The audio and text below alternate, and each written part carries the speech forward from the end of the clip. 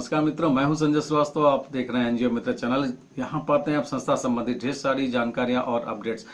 और अब आज के अपडेट में मैं जो लेके आ रहा हूं 2018-19 की ऑडिट रिपोर्ट और एक्टिविटी रिपोर्ट, जो कि किसी भी संस्था के लिए बहुत ही महत्वपूर्ण है। उसको कैसे तैयार करें, कैसे कितने बढ़िया तरीके से तैयार करें कि आने वाले वित्तीय वर्ष में आपको सफलता मिले, प्लस आपका प्रेजेंटेशन बहुत बढ़िया हो। तो इस विषय में हम लोग यहाँ पे बात करेंगे। सबसे पहली बात जो है, मैंने पहले भी कई एक वीडियोज में बताया हुआ है कि आपको अपनी एक्टिविटी रिपोर्ट कैसे तैयार करनी है। उससे पहले आपको ये सोचना है कि अब आपको 2019-20 वाले सत्र में कैसे प्रोजेक्ट अप्लाई करना है, कहाँ कहाँ अप्लाई करना है। जैसे सीएसआर में ज्यादा अप्लाई करना है कि गवर्नमेंट फंड के लिए अप्लाई करना है कि फंड रेज करना है कि बिजनेस करना है, क्या करना है, इसको थोड़ा सा डिसाइड करना होगा। और रही बात अब एक्टिविटी रिपोर्ट में, तो एक्टिविटी रिपोर्ट तभी लिखी जाती है जब आप पीछे सालों में बढ़िया काम किए रहते हैं या जो भी एक्टिविटी किए रहते हैं, चाहे जिस भी तरीके की, वो एक्टिविटी रिपोर्ट में इसको लिखा जाता है। तो सबसे पहले आपकी एक्टिविटी रिपोर्ट तैयार होती है। मैंने कई जगह देखा हुआ लोग क्या करते हैं कि पहले ऑडिट रिपोर्ट तैयार करा लिया। इवन कई एक सलाहकार भी ऐसा आपको निर्देश दे देंगे कि पहले आप ऑडिट रिपोर्ट तैयार करा के आप एनुअल रिपोर्ट तैयार करा लो। जबकि पहले क्या होती है, आपने पीछे के सत्र में जैसे आपने 17-18 मतलब 2017 के 1 अप्रैल से लेके 2018 के 31 मार्च तक जो आपकी एक्टिविटी रही है, उसको पहले आपको लिखना होगा क्रमबद्ध तरीके से। क्रमबद्ध तरीके से क्या मतलब होता है कि जैसे आपने अप्रैल में जो काम किया हो या मई में जो काम किया हो, उसको आपको पहले लिखना है। उसमें यह दिखाना है कि आपने जो भी एक्टिविटी की हो, कहाँ पे किया है, क्या आउटकम रहा है, क्या लाभार्थी रहे हुए हैं, और उसको बहुत अच्छी तरीके से उसका विवरण लिखना है। तो इस तरीके से आपको मंथली जैसे जैसे आपका अप्रैल, मई, जून, जुलाई जैसे जैसे आपने प्रोग्राम किए हुए हैं, उसको क्रमबद्ध तरीके से आपको लिखना है। एकदम हेड वाइज। जैसे आपने ट्रेनिंग प्रोग्राम किया, मान लिया सपोज आपने ऐसे इसको ऐसे लिखे। जैसे मान लिया अप्रैल में आपने कोई सेंटर शुरू किया महिलाओं की ट्रेनिंग का, तो आपने डाला हेड कि ट्रेनिंग प्रोग्राम फॉर वुमेन, या फिर आप कह सकते हैं ट्रेनिंग सेंटर फॉर वुमेन, मतलब महिलाओं के लिए एक प्रशिक्षण का केंद्र आपने खोला हुआ है। कहाँ पे खोला हुआ है, किस मकसद से खोला हुआ है, कौन से लाभार्थी रहेंगे। अगर आपने एक कैंप लगाया हुआ है जैसे 2, 4, 10 दिन का, 15 दिन का, तो आपने लिखा। अगर सेंटर आकर पूरे सत्र चलना है तो आपने लिखा कि हम लोगों ने इस टाइप का सेंटर शुरुआत की है, जो कि ये चलता रहेगा, यहाँ पे इसका पता ही है। तो उसको तरीके से उसको लिखा जाता है। अब इस तरीके से आप पूरे साल भर की एक्टिविटीज को आप लिखते हैं।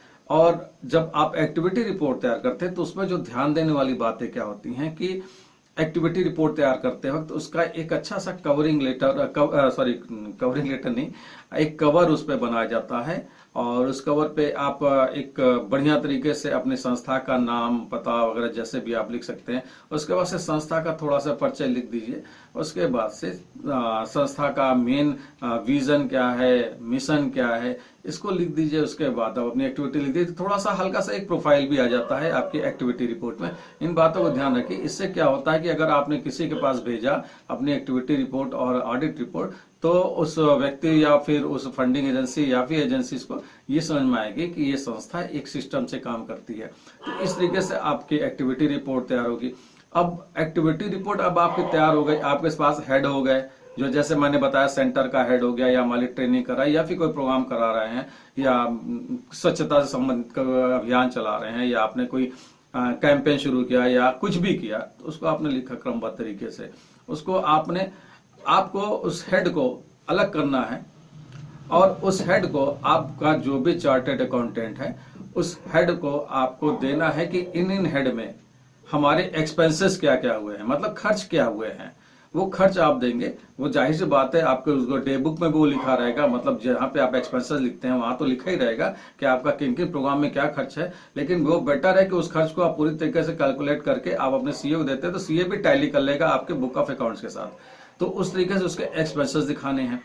अब एक्सपेंसेस जब दिखेगा तो एक आपका चार्टर्ड अकाउंटेंट भी उसको एक क्रमबद्ध तरीके से पूरी एक्टिविटीज आपकी दिखा देगा। अदरवाइज क्या होता है कि लोगों को जानकारी नहीं रहती है, काम भी किए रहते हैं और सीए से कहते हैं कि मेरी साहब ऑडिट रिपोर्ट तैयार कर दीजिए, सीए भी अपने अनुसार कुछ जो भी वो बताया उसने बना दिया, पता चला कि आगे चल के वो प्रोजेक्ट लगाने के लायक ही नहीं रहा, क्योंकि प्रोजेक्ट में हेड को दिखाना पड़ता है, प्रोजेक्ट में ये भी बताना पड़ता है कि आपको स्पेसिफिक जो इस फील्ड में आप प्रोजेक्ट लगा रहे हो लास्ट ईयर में आपके एक्सपेंसेस क्या रहा, इवन लास्ट के 1-2 सालों तक का भी पूछा जा सकता है। ये सारी चीजें होती हैं। अब प्लस अब देखिए अब क्या हुआ, आपने ऑडिट रिपोर्ट की तैयारी कर ली। अब ऑडिट रिपोर्ट तैयार करते वक्त किन बातों को ध्यान रखना है? देखिए एक चीज आप हमेशा ध्यान रखिए कि आपके खर्चे, इन बातों को बहुत ध्यान समझिएगा कि आपके खर्चे एक्टिविटीज में ज्यादा दिखने चाहिए और बाकी खर्चे जैसे रेंट हुआ, इलेक्ट्रिसिटी हुआ, ऑफिस मेंटेनेंस हुआ, फर्नीचर हुआ, इसमें कम रहे, लेकिन एक्टिविटीज में आपके खर्चे ज्यादा दिखने चाहिए, क्योंकि वो काउंट करता है और वही आपको स्टैब्लिश भी करता है। तो ये चीजों को ध्यान रखना। दूसरी चीज, अब आपके दिमाग में ये होना चाहिए, अगर मान ली 12A और 80G वाली ऑर्गेनाइजेशन है तो उनको बहुत प्रॉपर तरीके से सारे एक्सपेंसेस क्लियर करना होता है, उनको सारे रिसिप्ट दिखाने होते हैं, जो भी डोनेशन वगैरह मिला हुआ उसके सारे रिसिप्ट उनको मेंटेन रखने चाहिए। और अब मान लिया अब आपको एफसीआरए के लिए अप्लाई करना है, तो एफसीआरए के लिए भी आपको ध्यान देना होगा कि पीछे के 3 साल का एवरेज एक्सपेंसेस क्या आ रहा है। ऑडिट रिपोर्ट के बेस पे ये चीजें ध्यान देना होगा, तो उस हिसाब से आप अपना एडजस्टमेंट कर लीजिए या अपने एक्सपेंसेस को शो करा दीजिए कि आपके एलिजिबिलिटी क्राइटेरिया फुलफिल हो जाए। अब वो कैसे कराएंगे, आप ये आप पे डिपेंड करता है कि पीछे के सालों में क्या आपने किए हुए हैं, क्या एक्सपेंसेस किए हुए हैं, उस तरीके से आप ऐसा तो नहीं कोई एक्सपेंसेस आप भूल रहे हो, तो उन सारे एक्सपेंसेस को लेके चलिए ताकि आपको एफसीआरए में आपकी एप्लीकेबिलिटी बनी रहे, जो भी उनकी कंडीशन है। एक्टिविटी में ज्यादा खर्च दिखा दीजिए, ये चीज है। और दूसरी चीज, मान लिया अगर आप तैयारी कर रहे हैं 1280 वाली ऑर्गेनाइजेशन है या फिर आपके पास एफसीआरए है या जो भी हो, सीएसआर के लिए आप तैयारी कर रहे हैं, तो सीएसआर में तैयारी करने से पहले आप इन बातों को अवश्य ध्यान रखिए कि कई एक सीएसआर कंपनीज की कई एक कंडीशंस होती हैं। जैसे छोटी कुछ चीजें मैं बता सकता हूं आपको कि लास्ट 3 इयर्स के एवरेज क्या है, मतलब समझे, आप ऑडिट रिपोर्ट को हल्के मत लीजिए कि जो भी हुआ वो हमने बनवा लिया यार, किसी भी तरीके से बन गया, 1.5 लाख 2 लाख 3 लाख का बन गया, जो भी हमने काम किया उसको दिखा दिया। आप रोटेशन मतलब एक्टिविटीज ज्यादा कीजिए, एक्सपेंसेस दिखाइए, डोनेशन लीजिए, पब्लिक से डोनेशन लीजिए, लेकिन एक्सपेंसेस दिखना चाहिए। एक्सपेंसेस को ही आप मैटर करता है, क्योंकि पीछे 3 सालों का अगर उसने आपसे आपका एवरेज देख लिया, और बहुत जगह होता है पीछे के 3 साल का एक एवरेज उन्होंने बता दिया, जैसे 50 लाख रुपए पिछले के 3 सालों का एवरेज होना चाहिए, ठीक है। इसका मतलब हर साल में आपका 50-50 लाख रुपए होना चाहिए, ऐसा नहीं कि तीनों साल को मिला के आप 50 लाख कर दीजिए। कुछ जगह होता है कि जो आपका एवरेज है उसके सर्टेन परसेंट, 10%, 20%, 50% तक ही आप सीएसआर में अप्लाई कर सकते हैं। तो इन चीजों का भी ध्यान रखिए। तो इसलिए ऐसा नहीं है कि आप 1280G पा गए तो आप सीएसआर के लिए कहीं भी अप्लाई कर लेंगे।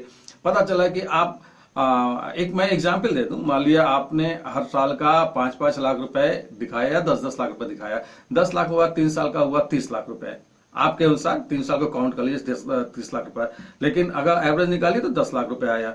अब किसी कंपनी ने कहा कि आपके एवरेज का जो 3 साल का एवरेज आया उसके 20% तक ही आप प्रोजेक्ट में के लिए अप्लाई कर सकते हैं। अब 10 लाख रुपए का 20% मतलब 2 लाख रुपए, मतलब आपका जो अब प्रोजेक्ट बनेगा वो सिर्फ 2 लाख रुपए तक का बनेगा। तो ये चीजों को बहुत ध्यान देने बात है। ये चीजें जल्दी कोई आपको बता नहीं पाता है या आपको समझ में नहीं आता है, या जिस टाइप के लोग अब सीएसआर दिलाने के लिए इच्छुक वाले फील्ड में आ गए हैं कि आइए मैं आपको सीएसआर दिलाऊंगा, ये करूंगा वो करूंगा, वो भी इन बातों को शायद आप लोग शेयर नहीं करते हैं। इसीलिए छोटी से छोटी ऑर्गेनाइजेशन भी बहुत बड़े बड़े प्रोजेक्ट बना लेती है।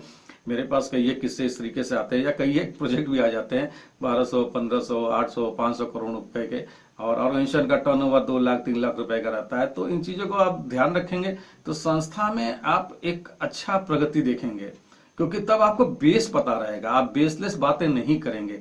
ये चीजें मैं इसीलिए इस चीजों को उठाया हूं कि 2018-19 का जो भी आपके बैलेंस शीट और एक्टिविटी रिपोर्ट बनेगी उसको किस तरीके से, किस पॉइंट पे ध्यान दीजिए, किस पॉइंट पे फोकस कीजिए और किस तरीके से उसको तैयार करवाइए, पीछे की एक्टिविटीज किस तरीके से तैयार करवाइए, टर्नओवर पे किस तरह से विशेष ध्यान दीजिए। मैं कई बार बताया लोगों को टर्नओवर पे विशेष ध्यान दीजिए। मैंने इसलिए एग्जाम्पल भी दिया कि सीएसआर में अप्लाई करते वक्त क्या कंडीशंस आ सकती हैं, गवर्नमेंट में अप्लाई करते वक्त भी आती हैं कि आप जिस स्पेसिफिक फील्ड में प्रोजेक्ट लगा रहे हैं उस स्पेसिफिक फील्ड में पीछे में खर्चे क्या हुए हैं, तो इसलिए उसको नजरअंदाज मत कीजिए। जिन फील्ड में आप लगाए हुए हो उसी फील्ड के लिए आप अप्लाई कीजिए और उसी संबंधित आपके पास ऑब्जेक्टिव भी आपके मेमोरेंडम होने चाहिए। इन बातों को ध्यान रखेंगे। और CSR वगैरह चीजें ऐसी नहीं है कि कोई भी आपको किसी भी तरीके से दिला दे या फिर कोई शॉर्टकट तरीका होता है। मेरे नॉलेज में तो कोई शॉर्टकट तरीका नहीं होता है। तो आप जब भी चलिए सिस्टम से लेकर चलिए, अदरवाइज क्या होता है कि बहुत से लोग बहुत तरीके की बातें करते हैं और उसमें लोगों का बहुत ज्यादा समय और पैसा ही बर्बाद होता है। तो इन बातों को जरूर ध्यान रखिए। CSR के नाम पे बहुत बड़े बड़े फंड भी लोगों के पास आते हैं, बताए जाते हैं कि इतना आपको देना है CSR में और इतना वापस होना है, तो इतना क्या होना है। तो इन चीजों पर भी आप ध्यान नहीं दीजिए, ये बेसलेस बातें होती हैं, इसका कोई एग्जिस्टेंस नहीं है। आप उस पर ध्यान दीजिए जो आपको संस्था में आगे प्रगति करा सकती है। ये चीज है आपकी एक्टिविटी और आपकी ऑडिट रिपोर्ट और उसका टर्नओवर और उस पे एक्टिविटीज पे हुए एक्सपेंसेस और क्या आपकी एक्टिविटी है, कंसर्न एक्टिविटी। इन बातों पर ध्यान रखेंगे तो संस्था हमेशा प्रगति करेगी। यही सारी चीजें थी मित्रों जो मैं बताना चाह रहा था। और हो सकता हो कि मेरा लाइव सेशन फिर शुरू हो जाएगा इसी हफ्ते से। फिर मैं शुरू करूंगा, लाइव सेशन शुरू करूंगा, कुछ चीजें और भी शुरू करूंगा बहुत जल्दी। हम लोगों की जो परिवार है, संस्थाओं का परिवार है, वो NGO मित्र का जो परिवार है वो 50,000 जैसे जादुई आंकड़े को छूने वाला है। तो जब ये आंकड़ा छुएगा तो निश्चित रूप से NGO मित्र चैनल से आप लोगों के लिए कुछ ऐसा प्लेटफॉर्म जरूर आप लोगों को मिलेगा जहां पे जुड़ के आपकी संस्था को कुछ विशेष लाभ होगा और बहुत ही वो जो भी लाभ होगा बहुत ही पारदर्शी तरीके से होगा। सारी चीजें उसी तरीके से होंगी जैसा आप उम्मीद करते हैं NGO मित्र चैनल से। नमस्कार मित्रों, जय हिंद।